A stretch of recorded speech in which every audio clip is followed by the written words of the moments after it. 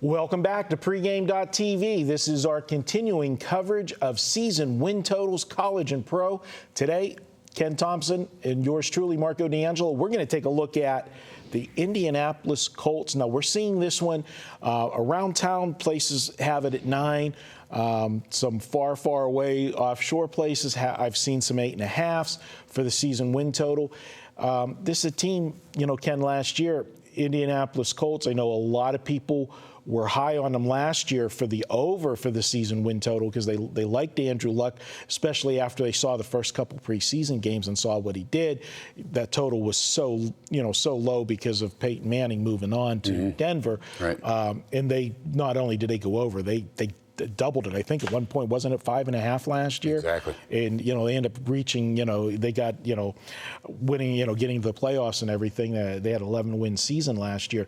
But what do you see this year out of the Colts? Well, first off, somebody like Andrew Luck is going to continually improve. And he's so cerebral. That's the great thing. Yeah, he went to Stanford, but he's more than that. He's somebody that's grown up with football his whole life with his dad, everything. So there is no doubt to me that this kid will not have a sophomore slump. He will be focused. Now, they do lose Arians, who takes over Arizona, but they bring in Pep Hamilton. Pep knows him from Stanford. He's got Fleener there, another safety valve, little familiarity. But last year, he got to know all his players' strengths, weaknesses. He knows Reggie Wayne was his go-to guy, maybe a little bit too much in a key situation. Reggie's not the same speed guy that he was, still has the solid hands, still runs the great patterns, and will be open and make a big play when they need it. But he knows that he's got the other guys now, too. A T.Y. Hilton, very dangerous player. There's a lot of weapons on this Colts offense. It's the defense that has to step up if the Colts are going to go further than just making the playoffs. Yeah. Now, the sophomore jinx, we've got to talk about it because that is such a big factor. So many people believe that there is that regression the second year. And not only for this team and talking with Andrew Luck, last year was like tabbed as the, one of the greatest quarterback drafts in, NFL history, going back to, when we had, the superstars, Elway and everybody else that year. But you look at this year's crop, you've got Luck, you've got RG3 in Washington, you got Russell Wilson, Miami, the kid in Miami. Do you see all of these guys not regressing, or do you think that the other guys are more prone to the regression because they didn't have that upbringing and, been raised on football? There's another thing. The other two guys, Tannehill, RG3, they expose themselves to too many open hits. Andrew Luck, like I said, very cerebral guy, and he knows how to position himself on the field. He's got great cerebral vision. He's able to see that, peripheral vision, I should say, able to see these guys coming at him from both sides. He does a lot of work from the shotgun, not afraid to go under center. And Ahmad Bradshaw in the backfield. Now, you and I talked about that. I think that's one of the hugest acquisitions in the offseason by anybody. But Luck is a guy that, if he stays healthy, knock on wood, because he did last year, he's very strong, works out, hits the weights, not just a quarterback that's back there looking pretty, showing off the arm. He's a guy that will run when he has to, but he's not going to open himself up to too many runs that are going to give somebody a good open shot on him. Now, we've got to talk about it because, you mentioned Arians and, moving on. But last year, how much of last year, too, do you think was, the rally around the team, playing for the coach, and then the coach making the inspirational, the speeches that he made during the course of the season, even though he wasn't with the team, he made some really moving speeches at this team, Chuck Strong and all of that stuff.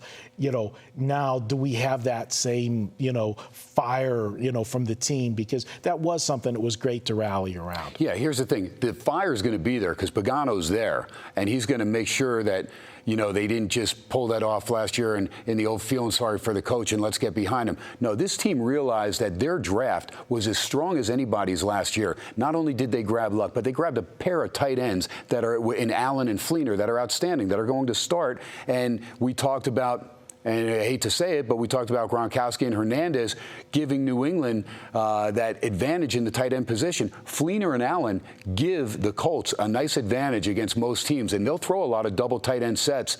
And, again, with Ahmad Bradshaw coming in, this Colts team offensively is very dangerous. Again, a lot rests on the defense and the special teams. Yeah, that's where I was going to go next. Offensively, they scored a ton of points last year. Defensively, sometimes you had to close your eyes. And Luck was able, to pull some games out, with late drives.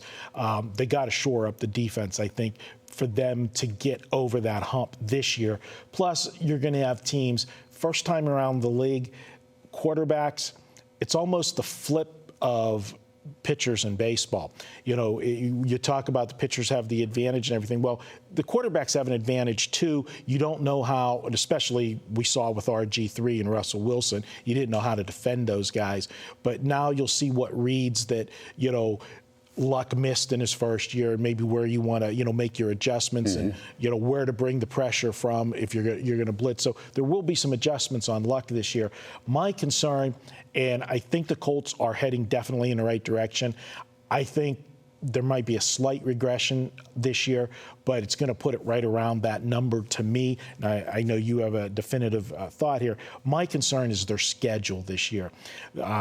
Now that they won last year, and you see this so often where a team goes from down here to up here, they have a tendency to come back to at least somewhere in the middle because it's a tougher schedule. They're playing a first-place schedule now.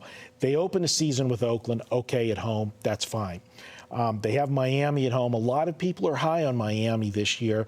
If the game was in Miami, I'd be more concerned. Right. They got them at home, and I agree with you there. But it's after that things get a little dicey. You've got at San Francisco, not going to be easy. Then, you got a cream puff at Jacksonville. But then you come back to Seattle at home, San Diego, and I know San Diego was down last year, but this is still a team that has talent. The San Diego Chargers. But then you've got Denver bye week, and then you get Houston. You've got a slew of playoff teams that you got to deal with. And what my concern is, if you start the season and you don't start it with that run that you had last year, that, then you start reading the clippings and maybe you're not as good as you thought you were. That's where I worry about, because it's front-loaded to schedule for toughness. You got it. And, well, here's the thing. When I saw 9, or when I see 9, I'm not going to – if I thought the Colts were only going to win 10 games, I wouldn't play the over. But I think the Colts are going to win at least 11 games. And it's not because I'm a Colts fan. I've been a Colts fan for better than 4 decades. I'm a realist. But I'm looking at this team. I like the improvements they've made on defense. I like Landry in the secondary to help out Bethea. I think that's 2 solid secondary guys now.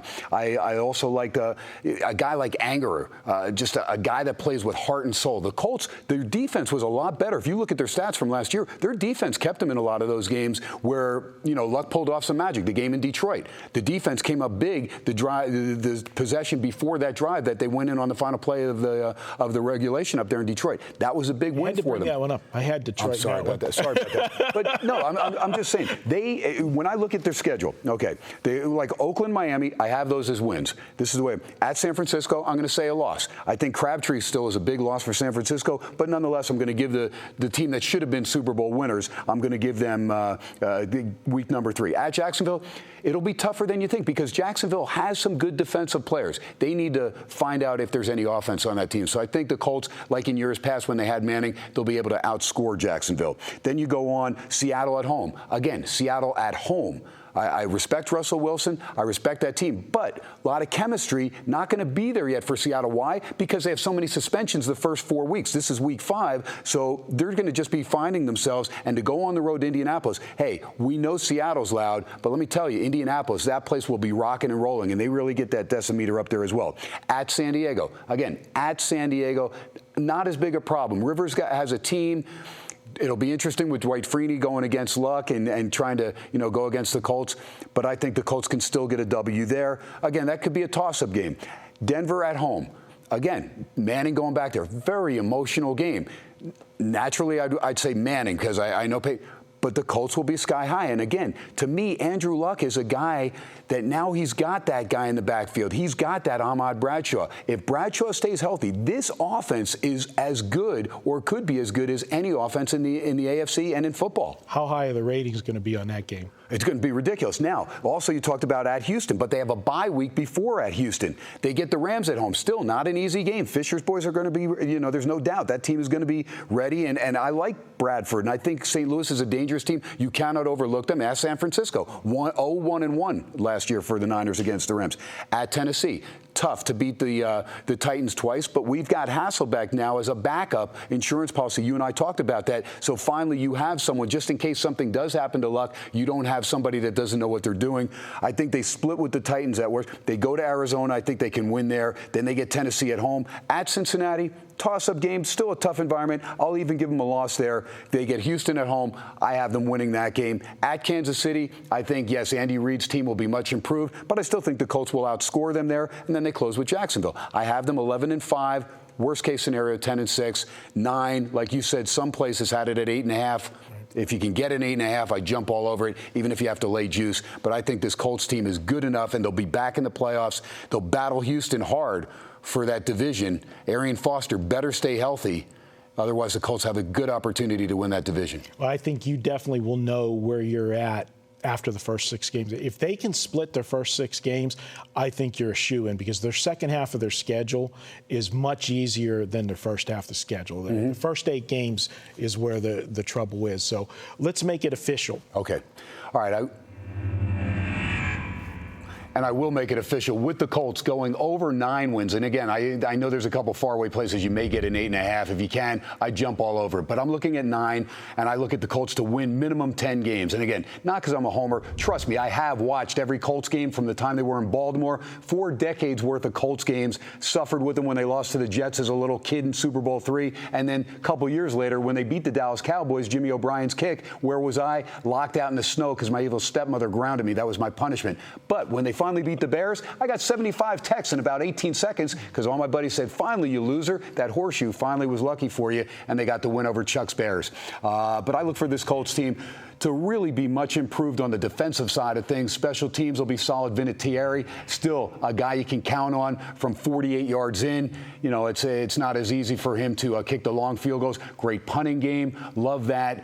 Good return men. And a slew of running backs. Now, you have Ballard, Donald Brown, who never stays healthy, Delanie Carter, and Kerwin Williams, the Vegas kid out of Utah State. I like him for a little depth and an off-tackle, third and short guy. But I really like Ahmad Bradshaw, the ex-Giant.